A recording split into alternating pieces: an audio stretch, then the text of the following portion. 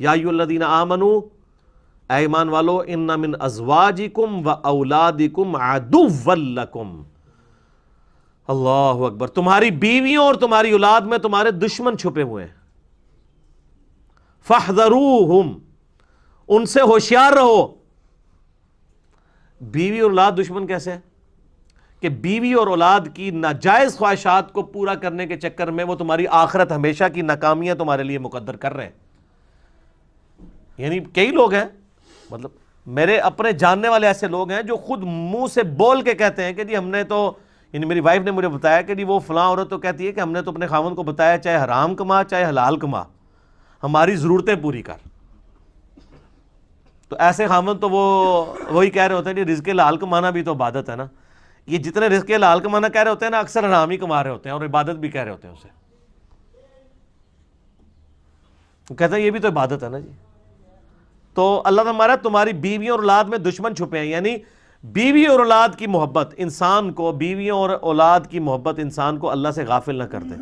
یعنی وہ فتنہ ہے، آزمائش ہے، عربی والا فتنہ ہے، پنجابی والا نہیں، آزمائش ہے۔ اس آزمائش میں تم نے ظاہر ٹیسٹ تو اسی طریقے سے ہی ہونا ہے نا، اب ان کو چھوڑ کے بھی تو نہیں جا سکتے نا۔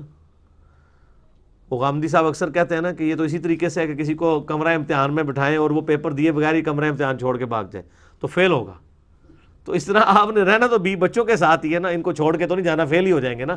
یہ آپ کا ٹیسٹ ہے کہ آپ نے ان کے بھی حقوق پورے کرنے اور اللہ کے حقوق کو بھی جو ہے وہ وائلیٹ نہیں کرنا۔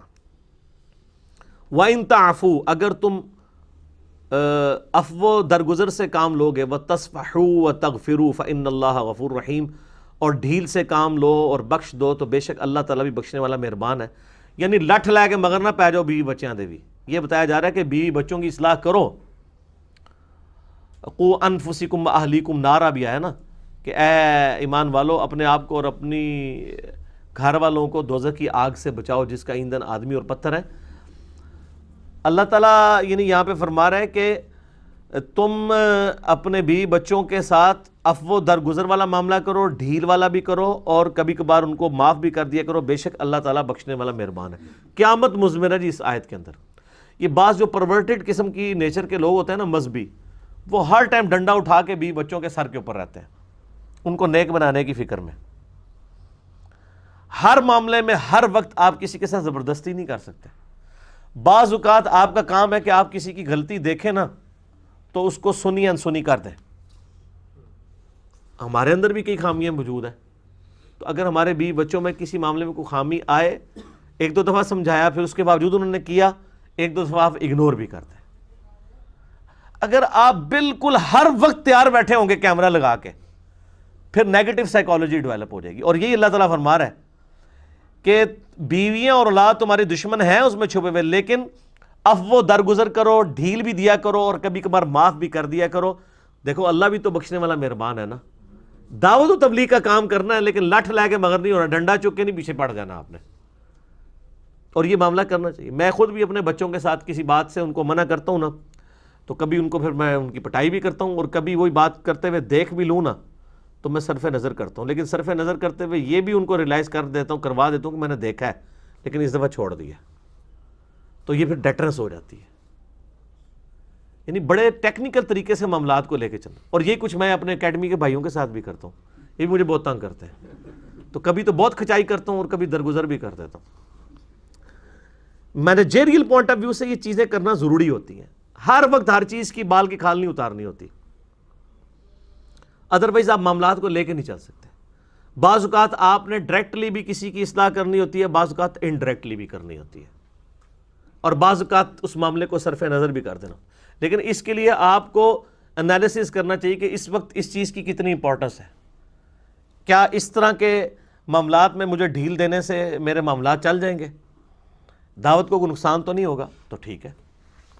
اب بعض اوقات ہمیں کریٹیکلی ایک چیزیں چاہیے ہوتی ہیں کہ یار یہ میں فرانس سے کہتا ہوں یار یہ کلپ تو آج اپلوڈ ہونا، جیسے ابھی یہ 22 رجب کے کنڈے آئے تھے تو میں نے اس کو فون کر کے کہا کہ بھئی یہ تو میں نے آج رات کو کرنا ہی کرنا ہے۔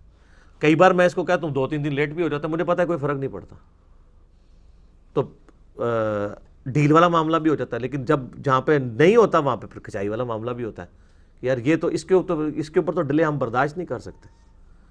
اسی طرح عثمان بھائی کے ساتھ بھی ہو جاتا ہے. میں نے کبھی ان کو پوچھا سموسے لیٹ کیوں ہے, کیونکہ ہونے نہیں دیتے. مجھے پتہ ہے مجھ سے زیادہ کانشیس ہوتے ہیں.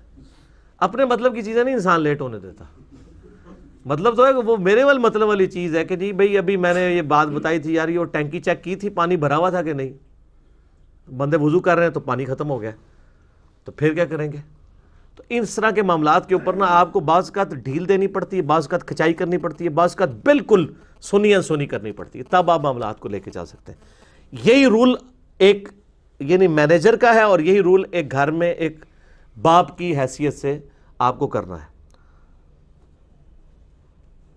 انما اموالکم واولادکم فتنہ, تمہاری مال اور اولاد تمہارے لیے فتنہ ہے, اس کے سوا کچھ نہیں ہے.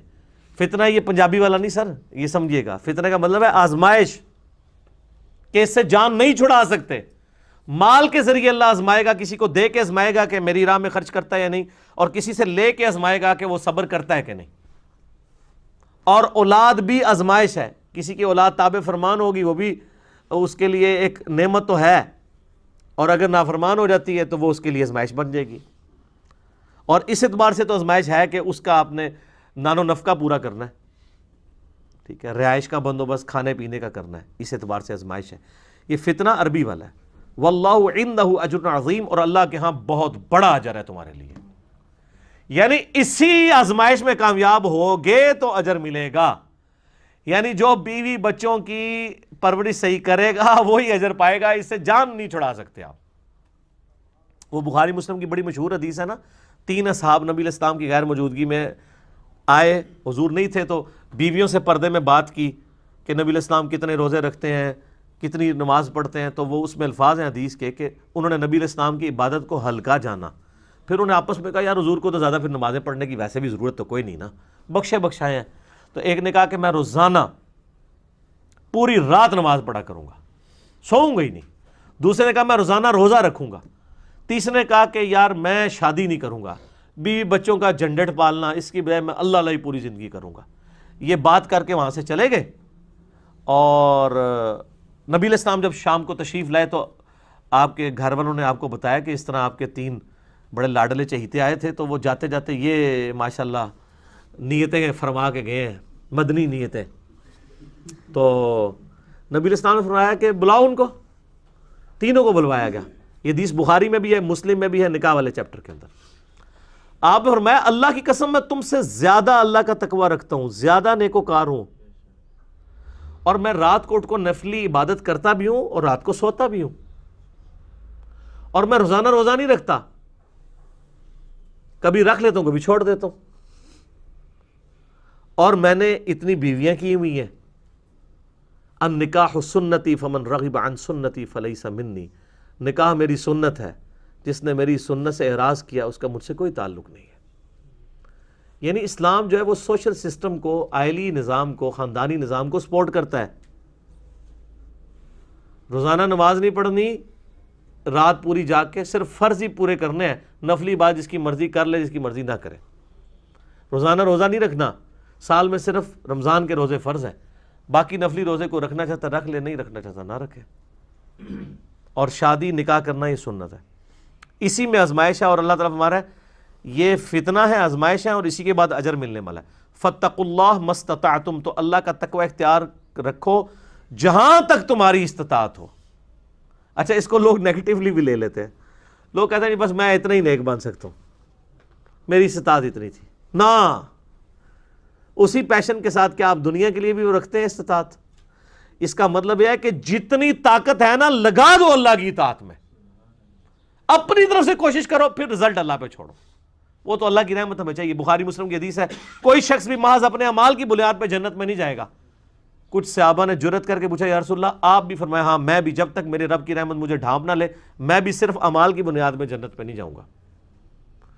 تو کوشش لگا دو, جتنا اللہ کا تقوی اختیار کر سکتے ہو کرو. واسمعوا, اور اللہ کا فرمان غور سے سنو. واطیعوا, اور اللہ کی اطاعت کرو جو کچھ سنتے ہو. وانفقوا خیرا لانفسکم, اور اللہ کی راہ میں خرچ کرو, یہی تمہاری جان کے لیے بہتر ہے. جو بخاری مسلم میں حدیث ہے کہ تیرا انسان کہتا ہے میرا مال میرا مال میرا مال, اور تیرا مال تو وہ ہے جو تو نے کھا لیا یا پہن کر بوسیدہ کر لیا، باقی تو تیرے ورثاء کا مال ہے، یا پھر تیرا مال وہ ہے جو تو نے اللہ کی راہ میں خرچ کر کے آخرت کے لیے محفوظ کر لیا۔ اور یہاں پہ بھی وہی ذکر ہے کہ اللہ کی راہ میں خرچ کرو، جیب ڈھیلی کرو گے تو پھر پتہ چلے گا نا اللہ کے ساتھ محبت ہے۔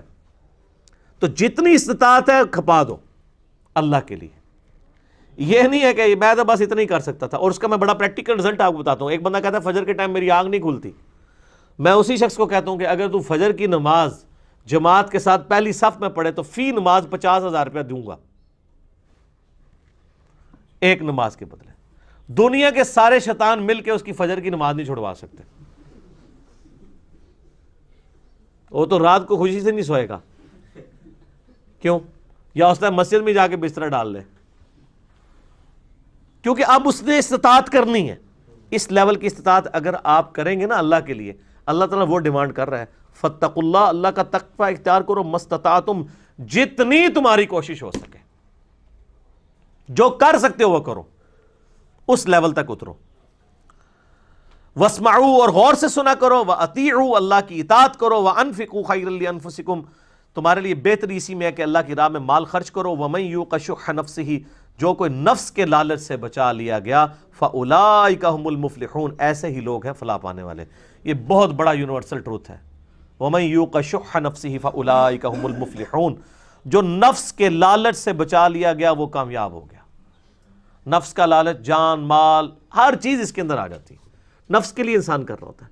اللہ تعالیٰ ہمارا سب سے بڑا کامیاب شخص وہ ہے جو نفس کے لالچ سے بچا لیا جائے، اسی سے لوگ باہر نہیں نکل پاتے۔